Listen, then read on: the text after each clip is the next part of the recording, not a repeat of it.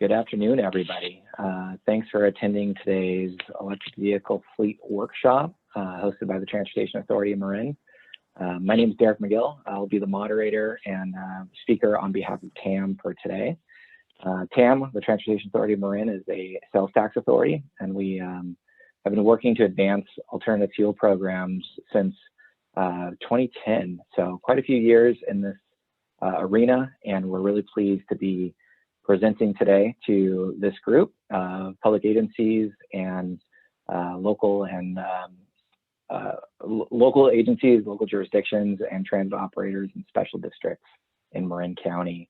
I've got a wide range of speakers today that I'll introduce in a moment, but I just wanted to talk shortly about meeting logistics for today. We have set up a question and answer function at the bottom of your screen. We will be taking questions and answers through the use of that Q&A box. We'd be happy to take any questions throughout the presentations, and we have time set aside at the end of the webinar today to answer any of those questions. We'd also be happy to set up any have the direct follow-up with any other questions that we may receive that we can't attend to today on this webinar, but we would that is an option available to anybody if they need any additional assistance from TAM or in our public agent for any public agency questions. Please do use the chat function as mentioned for any questions, and we will be asking attendees to remain muted to make sure that we're able to hear the presenters well. And with that, I will go ahead and get started with sharing my screen to introduce our speakers today. So TAM will be kicking off today's webinar. I'll be introducing our public agency rebates and some upcoming call for interest for our alt fuels program. Tara Campy is here from Calstart. They manage the hybrid and zero-emission truck and bus voucher incentive program on behalf of the state. Ian Tran, Clean Energy Transportation Specialist from PG&E, is here to talk about their electric vehicle fleet program. And Ken Mack from BACMed is here to talk about the Carl Moyer program to support medium and heavy duty fleets. And then many of you may know Brett Wiley over at NCE. He's a customers program manager, and he's here today to talk about NCE rebate programs. A little bit about TAM's program. We've historically had EV charging infrastructure and fleet replacement rebates that have been made available for public agencies. And we really have tried our hardest to make this the easiest rebate to apply for. We offer up to $10,000 per vehicle, matching the California Vehicle Rebate Program. But we also have a caveat where we provide up to $1,000 for e-bikes and utility zero-emission vehicles for public agencies in Marin County. We also have an electric vehicle charging rebate program where we've now aligned it directly with NCE's program. And we have a single application where you can receive $3,000 per charging head from TAM, or up to $3,000, along with NCE's up to $3,000 for their programs, providing $6,000 per charging head for electric vehicle charging. We have always had this, or since about 2016, we've had a pilot program provision within our programs, where if you are thinking about doing something outside of the standard rebates, we've been encouraging of those pilots. And so a number of agencies have inquired about how to proceed with innovative charging programs or with medium and heavy duty fleets. And this is where that caveat comes into play. So whether or not you're thinking about a single sort of charging pedestal, like this one pictured out in the top left-hand corner, out in West Marin, or if you're looking at a larger medium and heavy duty vehicle purchase, like Marin Transit's electric buses, where TAM has provided $75,000 in local funds to support that purchase. Or if you're looking at a larger installation, like the College of Marin's recently completed 35 charging heads out at their campus in Kentfield, our rebate really covers the gamut of whatever public agencies are considering to electrify their fleets and to support charging infrastructure deployments in the counties. Moving forward, we would like to identify the next pipeline of next generation projects is what we're calling them. And so we're looking at a letter of interest opportunity. In fall of 2021, we will release a request to public agencies requesting a letter of interest for a wide variety of sort of the next wave of projects. We're going to maintain our ongoing rebate programs. So if you want to move forward with EV charging infrastructure or vehicle fleet purchases, we will continue to offer our programs and make those funds available to our local jurisdictions. But for some of these larger projects where we might need a level 3 or a DC fast charger, or use our funds for larger vehicle purchases, we want to be prioritizing projects that leverage those regional and state sources. So this letter of interest is really to sort of identify the pipeline of potentially innovative charging projects, things that can support our disadvantaged communities, now referred to as equity priority communities, while also supporting fleet conversion opportunities in the medium and heavy duty world, and additional e-bike support opportunities. So CAM staff will be releasing more details about this effort as it moves forward. And we've gathered the agencies today to talk about their programs as potential opportunities to leverage our TAM dollars for agencies interested in moving forward with electrification programs. So with that, I'm going to stop speaking and I'm going to turn it over to our first presenter, Tara Campy, who is with Calstart, is here today to talk about the HVIP program, as we refer to it. And she'll be talking about the overview of this program, as well as how to apply, when the upcoming funds are available, and the timeline associated with any application. So with that, Tara, thank you for presenting today, and look forward to hearing your presentation. Thank you very much, Derek. It's great to be here. I'm going to share my slides. Does that look okay? Looks great. Thanks, Tara. Great. So the HVIP program, the Hybrid and Zero Emission Truck and Bus Voucher Incentive Project, is a California Air Resources Board program that has a lifespan of about over 10 years now. It's funded over 7,000 clean vehicles, over 400 million, with over 1,400 distinct purchasers throughout the state. As many of you know, it's a first come, first serve voucher system. So purchasers don't need to wait for a grant approval or rebate approval. They receive the discount directly at the point of sale. And then we work with a network of approved dealers to redeem the voucher through the dealer once the vehicles are built and ready to hit the road. We, as I said, work closely with a variety of dealers around the state and around the country. Currently, the program is only incentivizing zero emission trucks and buses, as well as electric power takeoff.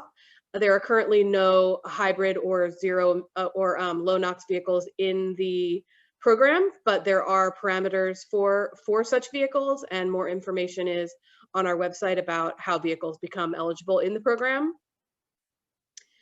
We encourage prospective purchasers to visit our website and navigate the information on how to participate. You can work directly with any approved dealer, and the paperwork burden, we work to keep that really low on the purchaser. So you'll sign terms and conditions, receive your discount, and then we work with the dealer from there on out on the remaining paperwork. And there is also no scrappage required. We've streamlined the funding tables this year. There's zero emission funding table and an EPTO funding table, and all the voucher amounts are listed in our vehicle catalog, so you know exactly how much is available for each vehicle. And there are modifiers. So if you are a school bus for a public school district, your voucher is increased by 65%. If you're in a disadvantaged community, if you're fuel cell, and those are applied directly at the point of voucher request.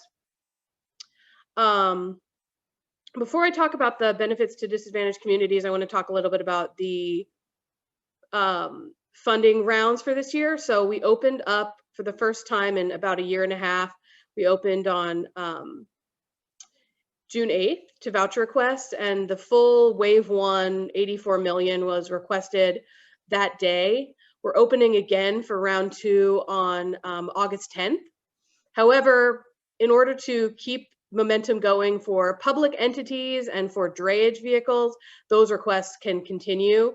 For private purchasers, we open again on August 10th, and all that information on how to participate is on our website. So definitely anyone that's looking to request should be ready to go on August 10th. As I mentioned, there is an increased amount available for vehicles that are domiciled in a disadvantaged community. And in the history of HVIP, that's been about 58% of all vouchers. And going forward, we're looking at more, we're working with the California Air Resources Board at more opportunities to incur benefits to disadvantaged communities, including options for innovative financing for small fleets and individual owner operators. So look for more news on that in the next year's round of funding. As I mentioned, we started with half of our $165 million allotment on June 8th. And we do have about 45 million for round 2. It had been as high as 83, but those public requests and drayage requests are continuing to come in. There were a considerable number of policy changes this year. As I mentioned, there's no low-NOx vehicles currently in the program. And we also have a cap in place to help align supply with demand a bit. Only 30 voucher requests are allowed per calendar year per fleet, except drayage, which is 50. And then we have a soft cap for manufacturers, so they can't have more than 100 unredeemed vouchers at any given time. But we are evaluating any requests to go over 100. So it doesn't prevent the request from coming in. It just triggers a kind of more robust evaluation of any that exceed 100. We also publish a suite of online tools to help stakeholders navigate the funding landscape. Fundingfindertool.org has medium and heavy duty options throughout the state. We publish a total cost of ownership estimator to help understand how your new vehicle stacks up to conventionally fueled vehicles, and then a lot of infrastructure planning tools to enable readiness for infrastructure. Not going to talk too much about those, but they're all on the website. I encourage you to check them out. And then lastly, I want to mention, as many of you already know, there's been a historic budget approved by the legislature this month that will bring combined over $1 billion into programs such as HVIP, not only HVIP, but companion off-road program, as well as demos and pilots funded by the Air Resources Board, and infrastructure investments through the California Energy Commission. So those agencies are undergoing robust public engagement processes right now, and it'll be exciting to see that historic investment start to flow next year. Thank you. Thank you, Tara.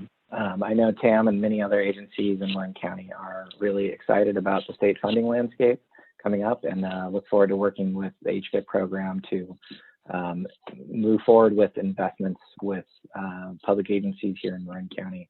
So thank you for presenting today, and looking forward to seeing what questions may come out of the chat functions for anybody that's following along with today's program. If you wouldn't mind turning off your screen share, Tara, that'll give me a chance to introduce our next speaker, who is from PG&E.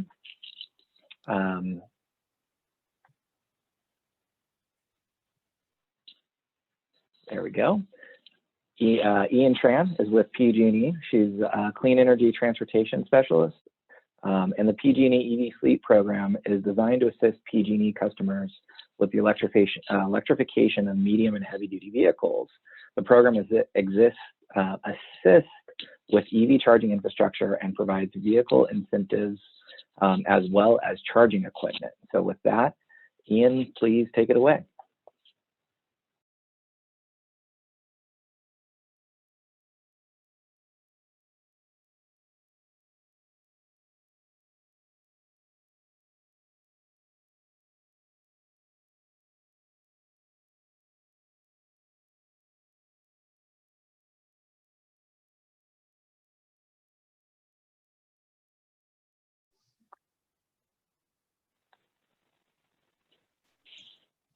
Thank you, Derek. I want to start by thanking the Transportation Authority of Marin for allowing us the opportunity to present today on the PG&E EV Fleet Program.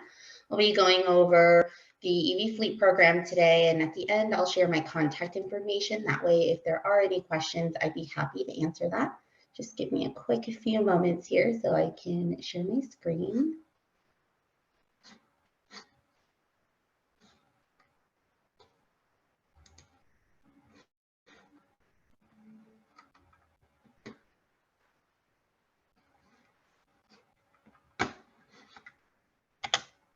The PG&E EV Fleet Program will help you install make-ready infrastructure for medium and heavy-duty fleets. We have a budget of $236 million that runs through the end of 2024, and we have to install 700 or more sites and support 6,500 new EVs within PG&E service territory. The program does need to support the conversion of commercial and public fleets to electric. With the PG&E EV Fleet Program, the minimum vehicle weight is going to be 6,001 pounds or more. If there are ever any questions about whether or not a vehicle is eligible for the program, we can definitely take a look at a spec sheet to determine if it is eligible, but 6,001 pounds or more is the minimum. This slide here is going to show you what PG&E covers and then what the customer is responsible for. So from the pole to the meter is what we call TTM, or to the meter infrastructure. PG&E will pay for, construct, own, and maintain this portion of the electrical infrastructure. Anything that's after the meter, which includes the electric panel or switchgear, the charger, and the vehicle, we consider that behind the meter or BTM. As a customer, you are responsible for each of those portions of the EV infrastructure, but we do provide incentives per vehicle. So depending on the type of vehicle that you have, we'll provide an incentive. So for example, if you have a Class 8 truck, we'll provide $9,000 per vehicle. We do have a cap of 25 vehicles per site, but we do not limit the number of times a customer can apply if they have multiple locations. In addition to the incentive, customers may be eligible for a charger rebate. The customer must fall under one of these three categories. So if the customer is a school, a transit agency, or where the charging infrastructure is going to be installed is located in a disadvantaged community, PG&E will provide up to 50% of the charger. Depending on the level or EVSE power, we'll provide those maximums that are listed in that box in orange on the top right. Excuse me, Ian, this is Derek from TAM. We're seeing your notes screen. I'm wondering if you can change your display settings to maximize the screen for the viewers today. Okay, thank you. Give me one moment here. Let me double check.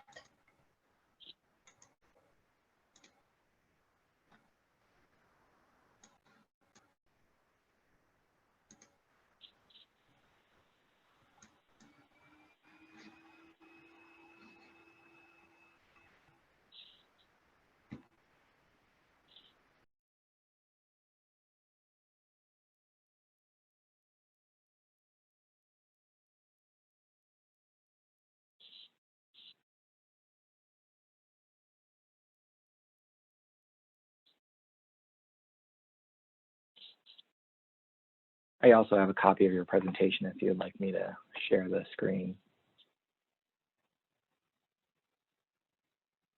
That looks good there.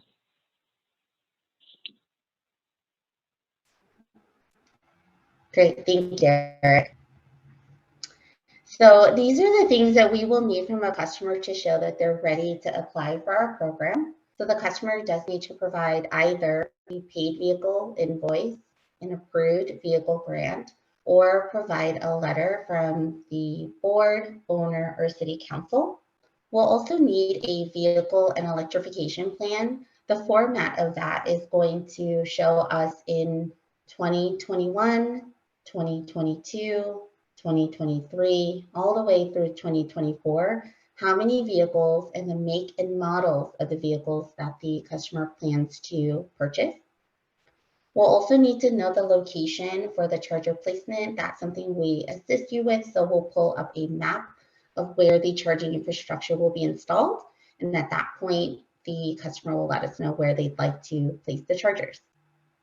We'll also need to know the charger company, model, and size so that we can know how much of a transformer upgrade is needed. You'll also need to be able to provide us with a document indicating that you have secured funding, and finally, leadership approval for the participation in the PG&E EV fleet program.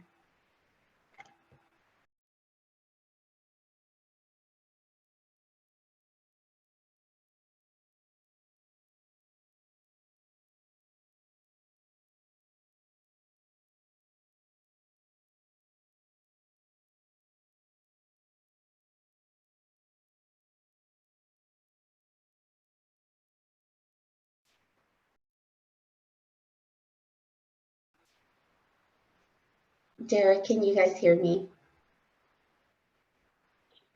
We've got you now, Ian. Thank you. Great, thank you.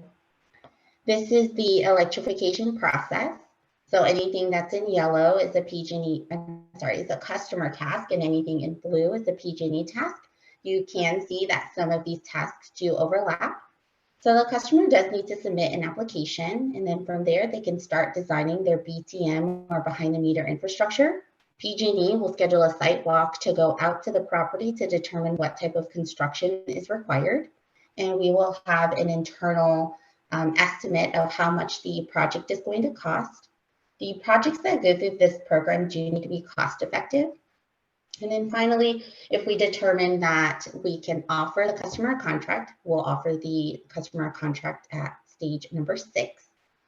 That can take anywhere 3 to 5 months. And so once we have a signed contract, we'll go ahead and hand you over to our project management team, and a project manager will be assigned. You'll start the BTM construction, and PG&E will work on the final design. And so final design and execution can be anywhere between 6 to 8 months, and that will take you through the full electrification process here. And at the end, we want to be able to have a fully constructed EV charging infrastructure site, and for you to have your vehicles to be able to charge there safely.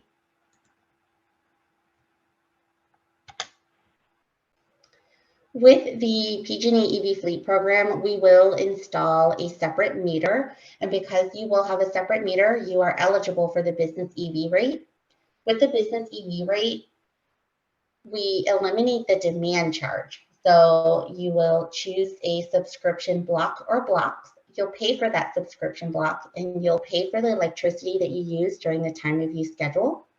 We will encourage you to charge during the super off-peak times of 9 a.m. to 2 p.m. or during the off-peak times in the blue on the right. We'll discourage you from charging from the peak times, which is when rates are highest and when there's the most electricity grid usage. And for the first 3 billing cycles, we'll provide you a grace period. So if you end up charging more than what you choose as your subscription block, we'll go ahead and move you up 1 level so that you can avoid penalty fees. This concludes the presentation for the PG&E EV fleet program, but we do have a lot of helpful information on our website. So I encourage you to go to our website. If you do have questions, you can also reach out to me directly. I'd be happy to help you. If you'd like, you can submit an interest form online. That will be routed to someone like myself or one of my colleagues. The EV Fleet Savings Calculator will provide you with some tools on making a determination if going electric is going to be the right path for you. So you'll be able to see fuel savings, recommendations on which rate plan you should use. So the tool is very powerful in that way to help you make that decision. And there's a lot of other helpful links here. And again, Derek, just want to thank you and your team for allowing the opportunity to speak today. Thanks for presenting, Ian. It's great to hear about the EV fleet program. It's really a great opportunity to support electric vehicle charging infrastructure at a lot of our fleet yards and corporation yards. for public works and transit operators in the county. So looking forward to potential projects that can tap into that program in the future. Next up on the presentation list is Kenneth Mack from the Bay Area Air Quality Management District. He's a supervising staff specialist, and he'll be discussing the Carl Moyer program. Carl Moyer program is, provides funding for medium and heavy duty fleet vehicles. And Ken's got a presentation for the group today. So with that, Kenneth, the show's all yours. Great, thank you, Derek, and thank you for putting this together and the opportunity to speak. So give me a minute, let me get my screen share going here.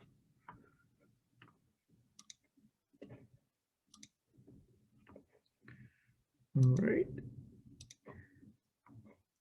Can everyone see the slides? Yep, that presentation looks great, thank you. All right, thank you. All right, so again, thank you and good afternoon, everyone. So I'm here to talk about the Air District's Carl Moyer program. Before jumping in, just a quick background on the Bay Area Air Quality Management District.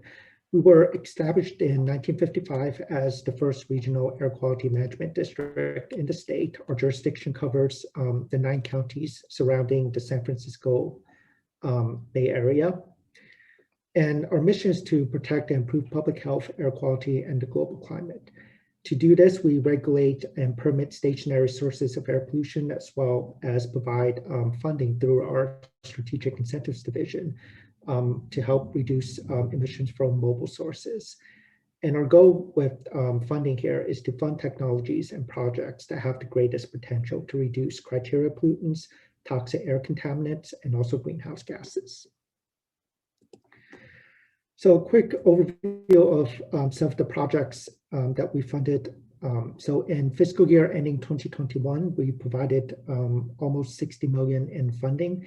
And as you can see, a lot of that funding went to on-road vehicle projects, including both light duty and trucks and buses. Besides that, we also do have funding to fund other types of projects, such as off-road, marine and rail projects, as well as trip reduction projects to support transit agencies in getting people to use public transit. Our funding typically comes from 2 different sources. A good chunk of our funding comes from the California Air Resources Board, which we have about 42 million this year. And that amount goes to fund programs, including the Carl Moyer program, but also agricultural equipment through the farmer program, as well as our AB 617 program, or the Community Air Protection program. Our other main source of funding comes from DMV fees that's collected throughout our jurisdiction in the region. And those fees typically go to fund our trip reduction projects through the Transportation Fund for Clean Air, as well as some vehicle-based projects as well through the Mobile Source Incentive Fund. So for this presentation, I'm going to focus specifically on our Carl Moyer program. And Carl Moyer, it's a state funding program from CARB that's administered by the air districts. So we here at the Bay Area Air Quality Management District manage it for the San Francisco Bay Area, but the other California air districts also have the Carl Moyer program for their jurisdiction as well. Carl Moyer does fund several different types of equipment categories besides just on-road projects, including marine and locomotive and off-road and agricultural equipment. My team specifically focuses on the on-road program, but if there is interest in some of these other categories, please do reach out to me and I can connect you with my colleagues on some of these other project types. Specifically for on-road projects, the Carl Moyer program is a scrap and replace program. So to qualify, you have to have an existing vehicle that you're looking to scrap and replace with something newer. And we run this program as a first come first serve basis here in the Bay Area. So there's no deadline, but we run the program until we run out of funding, basically. So it's open now, and when we run out of funding would be when we close the program. For the on-road, we fund a vast variety of vehicle types, including the ones you see here, as well as other on-road vehicle types. And I'll talk a little bit about what qualifies and what is eligible in a little bit. And our application process works by first applying to the program before you purchase. So you have to apply and get approval to participate before you purchase your new vehicle. So that's important to keep in mind. Once you purchase the new vehicle, you would no longer be eligible to apply for it. And we work through our region's network of dealers. So working through our approved dealers is the preferred route for this, though we also allow for some out-of-network dealers for specific types of vehicles that may not be available in the region. So what type of vehicles are eligible to participate in the program? First, we have a limitation on medium and heavy-duty vehicles. And for that, our definition is a gross vehicle weighting of greater than 14,000 pounds. We measured the Carl Moyer program for our region. So the projects that we fund have to operate at least 51% of the time in the Bay Area and at least 75% of the time in California. If you have projects that are outside our region, also do reach out to us because we can connect you with some of the other air districts in California that also have the Moyer program in their regions as well. The types of vehicles that's eligible to be scrapped and replaced, they have to be in compliance with CARB's truck and bus regulation, the drayage truck regulation, or any other on-road regulations that they may be subject to. They have to be owned by the applicant and registered in California, and that has to be for at least the past 24 months or at least 2 years. And they also have to have an engine model of 2010 or older to qualify. So anything 2010 or newer will not qualify for replacement at this time. If you have a small fleet of between 1 and 10 vehicles, you can qualify for replacing with cleaner diesel equipment. If you have a fleet of 11 or more vehicles, then you must replace with either low NOx, near zero, or zero emission equipment to qualify for funding. So I'm going to show you a maximum funding table that we have on our website here. But do keep in mind that these are maximum funding amounts. And what happens with Carl Moyer is that the funding amount is dependent on the type of vehicle and also how much that vehicle is used. So vehicles that are used more often, and we measure this by the number of miles that the vehicle travels per year, will qualify for more funding, and vehicles that travel less miles per year will qualify for less. And these are the maximum amounts. To qualify for these, typically vehicles will have to travel somewhere between 70 and 100,000 miles per year. So these are very high use vehicles to qualify for these funding caps.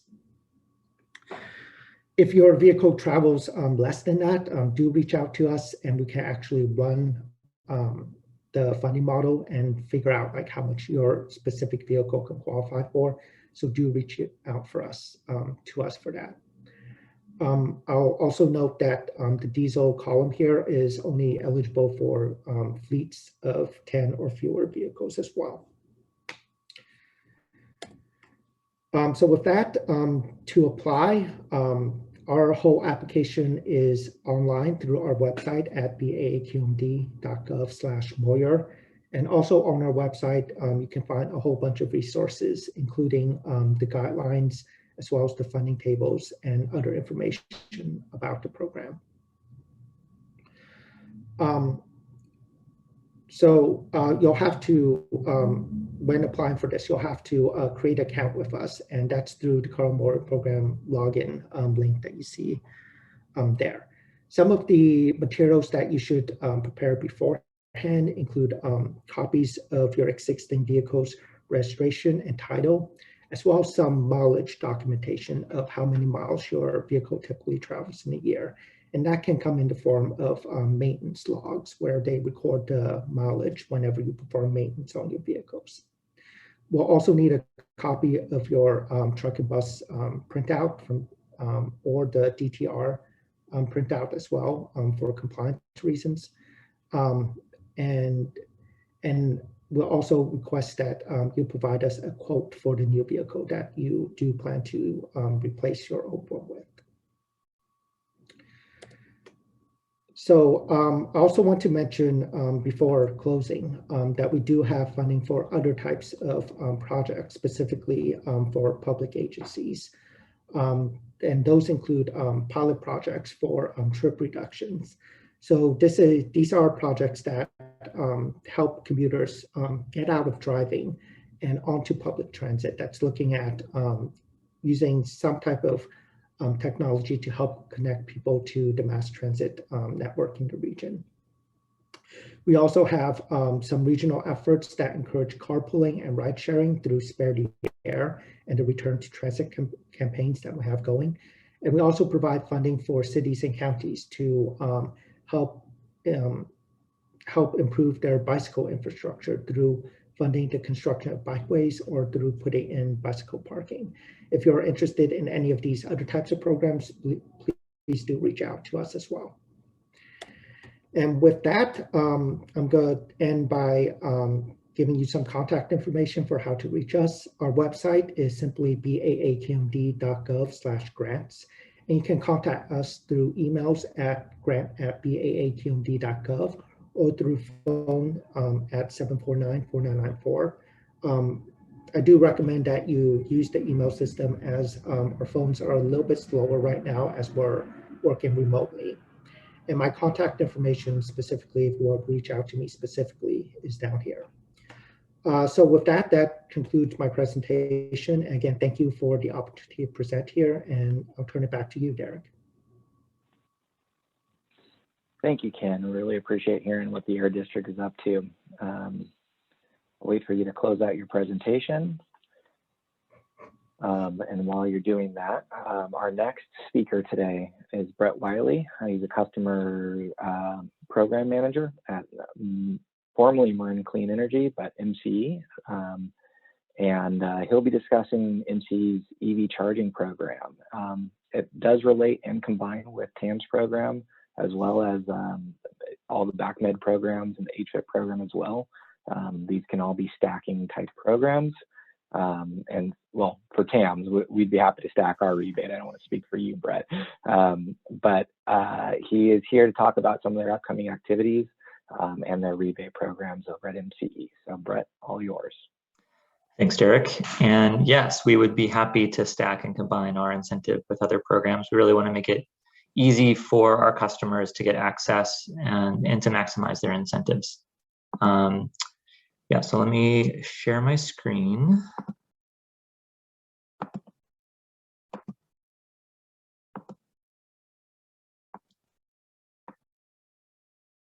You'll see the full screen.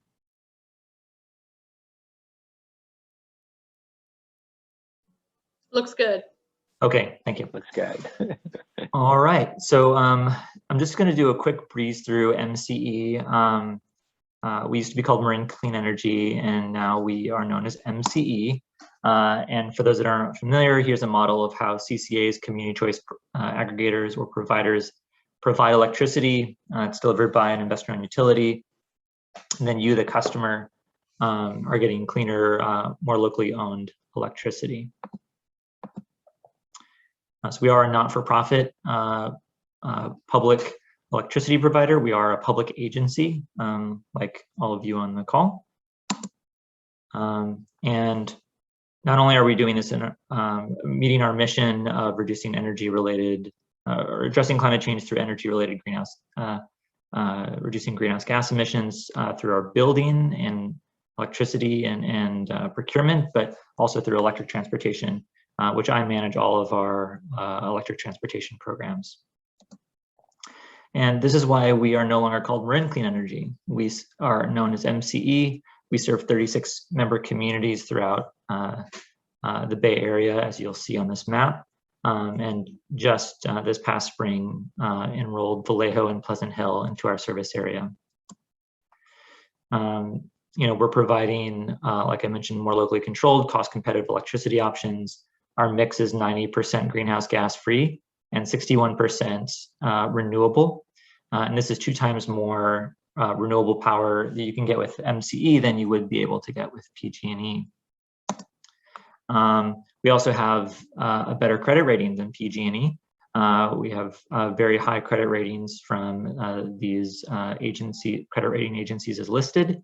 We also have very innovative and efficient ways of managing our budget. Even though we're a public agency, all of our revenue comes from our electricity customers. And then, of course, we do get some money from grants that we win through, for example, the CEC. But here's just sort of the breakdown of our budget from the last fiscal year. So community reinvestment, that's the slice of the pie that I work on. That's our customer programs, among other things. And our fiscal year 2021 budget for electric transportation all comes from our electricity revenue. So we have our main program I'm going to talk about today is MC EV charging. This is an EV charging rebate program specifically for workplaces, multifamily properties, and long dwell sites. I really want to emphasize long dwell sites because most public sector customers do have these sites. These would be park and rides, public transit terminals, including ferry terminals. We would really love to see more long dwell sites electrified. One of the main reasons why we focus on long dwell sites and workplaces is that we really want EV charging to be shifted away from the evening to the middle of the day when we can soak up solar. You know, we live in a very solar energy rich environment, but most people's electricity usage, including their EV charging usage, behaviorally is in the evening. And if we can have more workplaces and long dwell sites that have EV charging, we can really soak up that excess solar that currently is stranded on the grid. Our program is not just the incentive amounts, as you'll see here, for both level 2 and level 1 networked charging, but we also have free technical assistance, which I'll go into a little bit more later. And we also have layered services in the program. And we really feel like these layered services add a lot more value to our program in combination with the funding from other programs. So some key stats so far, we've had 832 level 2 ports installed in this program. This is equivalent to 57% of all level 2 public charging infrastructure across our service area. And I say equivalent because all of the ports installed certainly aren't public. There's some multifamily sites, some private employers, but if you were looking at the percentage, our 832 installed is the equivalent of about 57% of public level 2 charging infrastructure. 64% of the EV chargers that have been installed are powered by Deep Green, our 100% renewable offer. This is compared to 2% on the average for all MC customers. We really want, and EV drivers really want, 100% renewable power powering their drive. And if they're going to get a car that's supposedly clean, we want to make it as clean as possible. So when you all are looking out to our program, we do have a plus up on our Deep Green for our Deep Green customers, whether you are one now or you will be one in the future. It's an additional $500 per port for level 2 and an additional $125 per port for level 1. We're also very our program is very cost effective for our customers. Our average is roughly 3 times less than the cost per port than PG&E's EV Charge Network program. I think a lot of that is attributed to the fact that our port minimum is 2 ports for level 2, 4 ports for level 1. PG&E's EV Charge Network program, when it in its phase 1, was 10 port minimums, which usually have infrastructure upgrade requirements that really increase the cost. So we're looking for high value, but also cost-effective projects. And these layered services, which I mentioned in the previous slide, are really adding a lot of value for our customers' projects. We have an EV engagement program, which I'll show you in a case study on the next slide, why that's so important. a low carbon fuel standard pilot, which might scale up in about 6 months, which I'll note in a few slides. And then these last two are really important, and they're what we've screened our qualified vendors in our program: automated or advanced load management and open ADR, or automated demand response. Both ALM and ADR would allow you to build out a larger project without incurring some of the infrastructure requirements that come with larger projects. Automated load management, as an example, would allow you to add, say, 10 ports, but maybe only incur the electrical capacity needs for, say, 3 or 4 ports, because when people plug in, they're plugging in at managing the load of those 10 ports. So they're sharing the electrical capacity, and this is really can be helpful for building places where there's a constrained building capacity and panel space, and where the cost of upgrading those upgrading that equipment would be just really tank the project. So I'll touch on now why these layered services are really important. Pulling off of a municipal fleet electrification project with the LAPD. So, about 5 years ago, LA mayor announced that, LA was going to be the home of the largest electric vehicle fleet. And so what did this look like? They had signed a lease for 100 BMW i3s with a plan to get 200 more in the years to come. They added over 100 level 2 chargers and 4 DC fast chargers for their municipal fleet.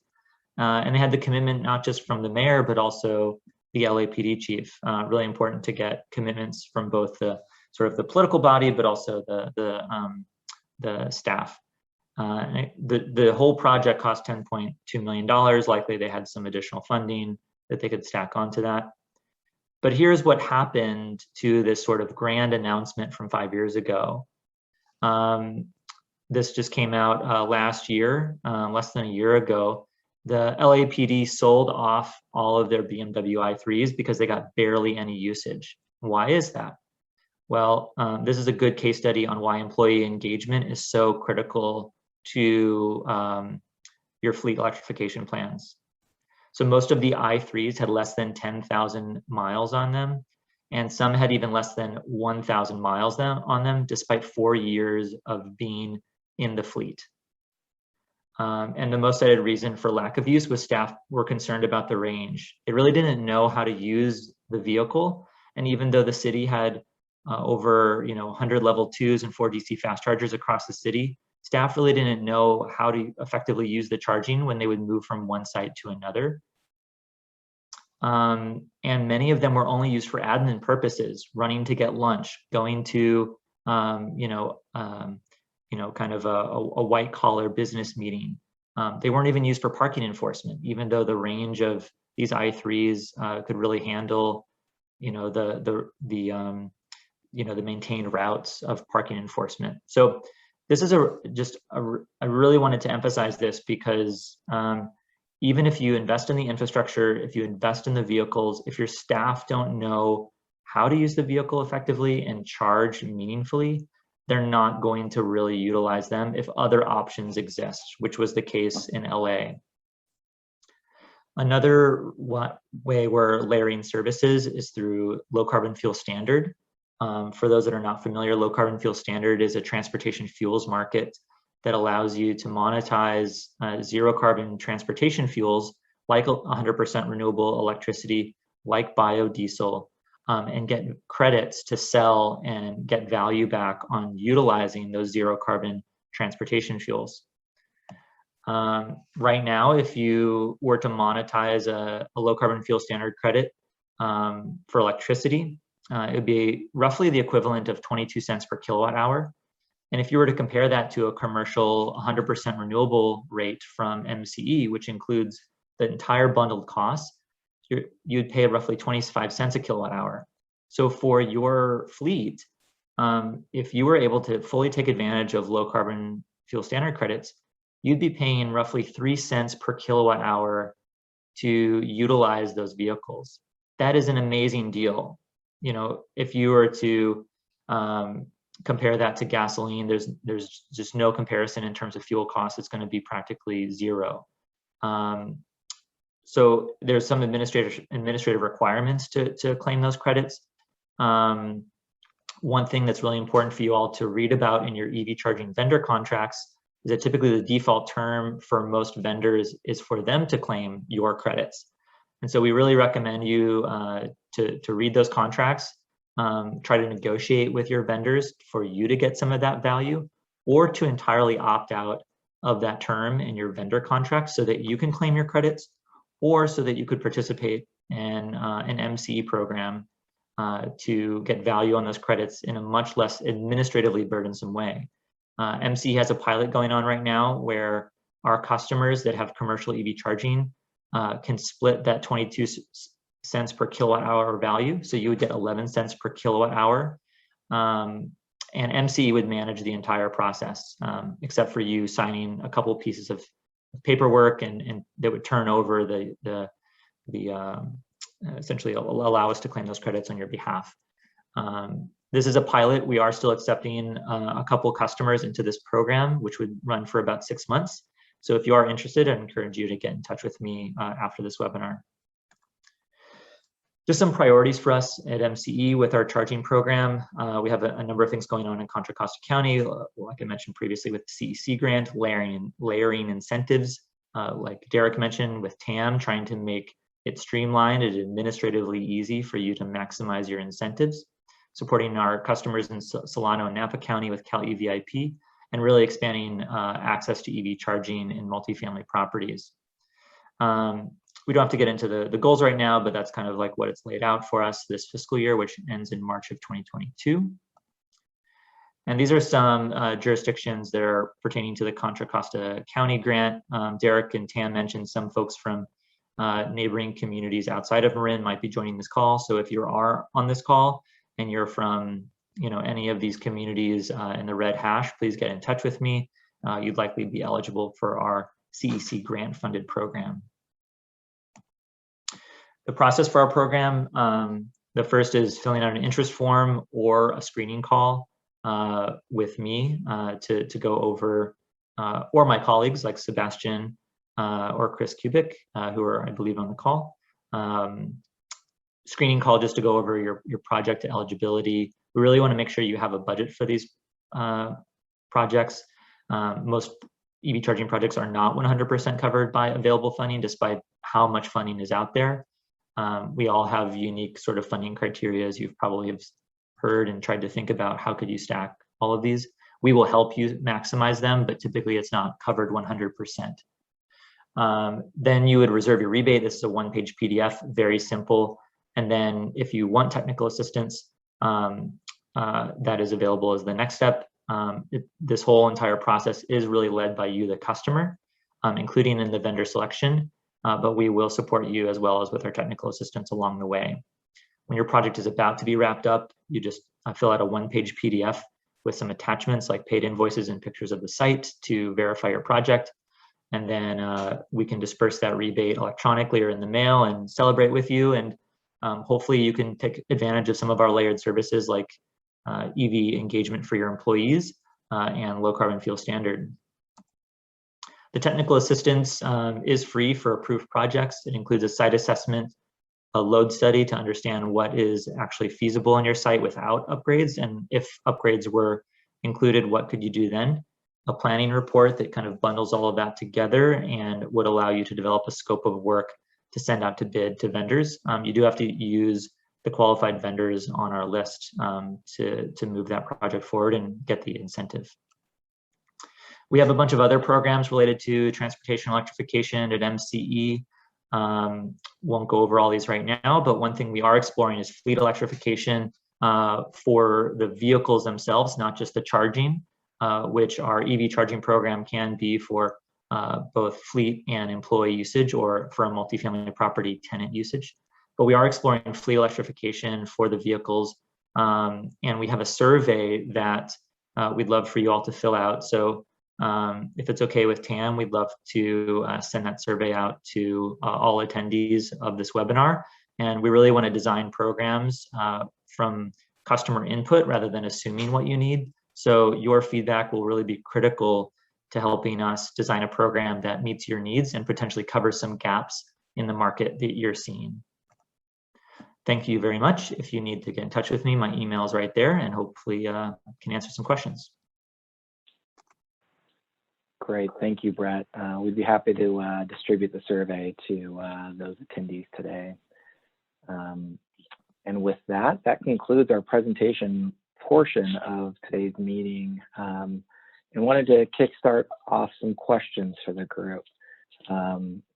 If there's any questions that members or attendees have, please feel free to go ahead and type them in the Q&A at the bottom of the screen. And I'm going to start out with a question for the Air District and for PG&E and for the HVIP program. Let's say I'm a local jurisdiction and I'm looking to purchase an electric vehicle dump truck or something of that similar sort of use case, a short route, short haul sort of medium and heavy duty vehicle. What is the first step I would take to move forward with turning that concept into reality? And I'm going to start first with Tara over at the HVIP program to understand what I would do to attract the HVIP program or to tap into that program. Sure. We would encourage you to go to our website and look at the purchaser page. And the purchaser page of the website lays out how to find HVIP funded vehicle and where the dealers that sell that vehicle are located. And it also lets you know your responsibilities as a purchaser. Or another good place to start is fundingfindertool.org, which is a landing page that has a variety of medium and heavy duty funding programs throughout the state in one place where you can find them and contact the staff. Okay, turning over to the BACmed, is that an alignment with BACmed sort of first step, or what does your guys' first step look like at your district? Yeah, that's actually definitely in alignment. And we at BACmed actually do make use a lot of the HVIP resources. They're a great resource, and we point people to them to get started as a first step as well. So yeah, I will mirror those steps. And afterwards, if you find that HVIP is oversubscribed or it doesn't work out for you, then definitely reach out to us. We can talk about Carl Moyer funding opportunities on our side, as well as help identify other opportunities that we may have that could work for your project as well. Great, thanks to both you, Tara and Kenneth, for that response. So let's say a jurisdiction has identified a project and is working with Calstart and HVIP and the Air District to receive funds. Is that the time that they would then turn to PG&E to look at the EV fleet rebate program and how to install charging infrastructure to support the fleet purchase? Or how does PG&E then interplay with the two region and state agencies? With the PG&E EV fleet program, you are allowed to stack incentives. We encourage you to talk to us as soon as you're planning your electrification journey, because we want to make sure that if you're ready, we can start that process to build the infrastructure, because it could potentially be a year out. If you have a minimum of 2 vehicles that you are going to electrify, you would be eligible for our program. So we encourage you to speak to us as soon as you can. Great, thanks for that. And TAM, as a local coordination body, is happy to serve in that role to facilitate these this coordination with all the state and regional agencies. I know that with the myriad of program eligibility requirements and different timelines for said projects, it is going to be a little bit of a, the better you start the conversation, the earlier you start the conversation, the better to align these projects and these concepts with the funding sources to make them come to reality. So TAM would be glad to facilitate those conversations with our local jurisdictions and make sure that everybody, including MCE, comes to the table to see how we can support and promote your projects. Brett, you mentioned some really interesting conversations around deep green and daytime charging. The hedging of our fuel costs, and with solar coming onto the grid at that point, how does that interplay with medium and heavy duty fleet vehicles that might be utilized during the middle of the day? How do we best plan for the actual operation of these vehicles in relationship to the climate change challenge that we face? Yeah, well, one is, you know, opting up to 100% renewable electricity, which all Marin County jurisdictions have done, is a really great first step. So no matter when you're using electricity, we're procuring, you know, solar and wind on your behalf. Essentially, you know, we really want, if we're going to have fleet charging, having managed fleet charging is really important. Again, this goes with staff engagement. You know, you might be plugging in at the end of a workday, let's say, you know, 4 or 5 p.m. Making sure that vehicle is scheduled to not charge immediately. You know, having that vehicle scheduled to charge after the evening ramp, after 9 p.m.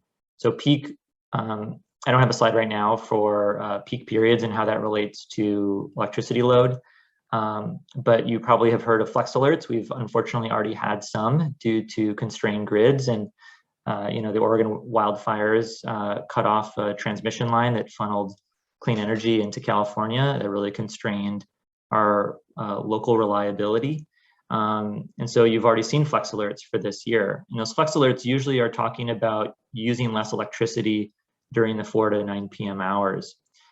So we really want to encourage all of our customers, fleets or not, to avoid unnecessary electricity usage during that period of time. And I think fleets are a great example. You can schedule them to charge. We'd really recommend after midnight, especially on our time of use rate. You can get the lowest electricity price between midnight and 3 p.m. So yeah, that's kind of, you know, how that overlaps. You know, if you're able to do DC fast charging, and, you know, particularly for school buses that operate during, I would say, shoulder hours of the day, if you can have those plugged in and charging during the middle of the day, soak up that additional solar, you know, it would go a long way to making sure we're not stranding that really valuable asset.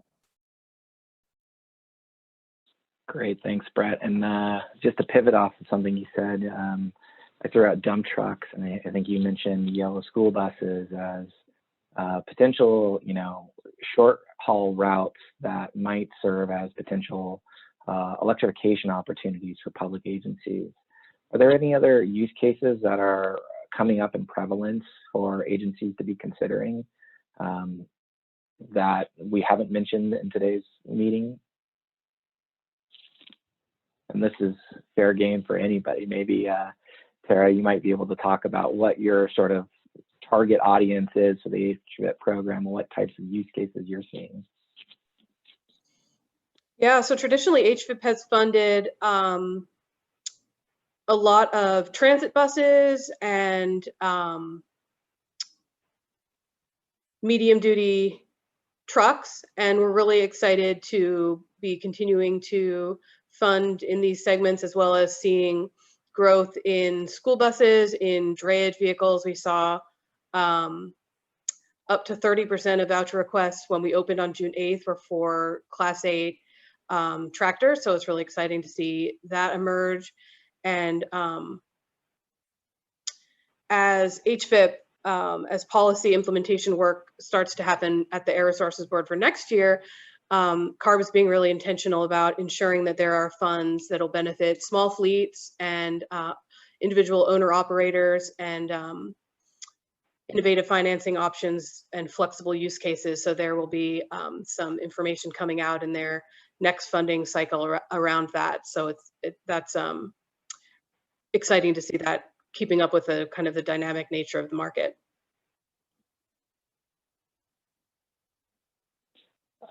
And over at the Air District, are there sort of use cases that are showing up in your funding programs, or you know, what does the next wave of applicants look like for the Air District? And you're on mute still, so. Thank you. I knew that was going to happen at one point. And sure, in terms of what we're seeing a lot of right now, we're seeing a lot of school bus applications coming in for zero emission equipment. So yeah, that kind of mirrors what you were speaking to earlier regarding the use case for that. Other types that we're seeing an uptick on are delivery vehicles for Amazon or other delivery services that are really moving towards zero emission. And we're still seeing some hesitation on the trucking side, especially in the Class 8 space for zero emission technology. So that's kind of what we're seeing from our perspective right now. Great, thanks for sharing. We did get a question earlier about fuel cells, and TAM's program has always been supportive of a wide range of technologies.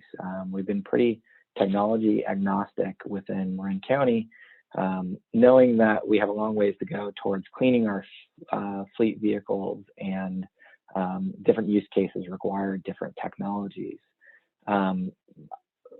At the Air District, are you guys, is there a particular range of, I think you mentioned in your presentation, you're looking at the whole host of fuel technology replacement for cleaner technology to replace existing vehicles.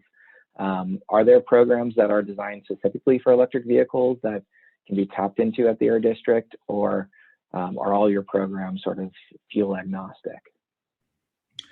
Most of our programs are pretty fuel agnostic.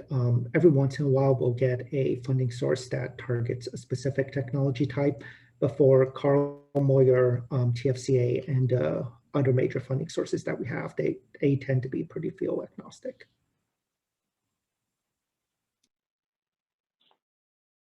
Great. Well, not seeing any Q&As come in. So with that, I am really pleased at today's conversation. I'm really glad at the initiation of this conversation, and you know, we look forward to continuing having these discussions with our local agencies and growing and supporting the transition for Marin County's fleet and their charging infrastructure to support this fleet transition.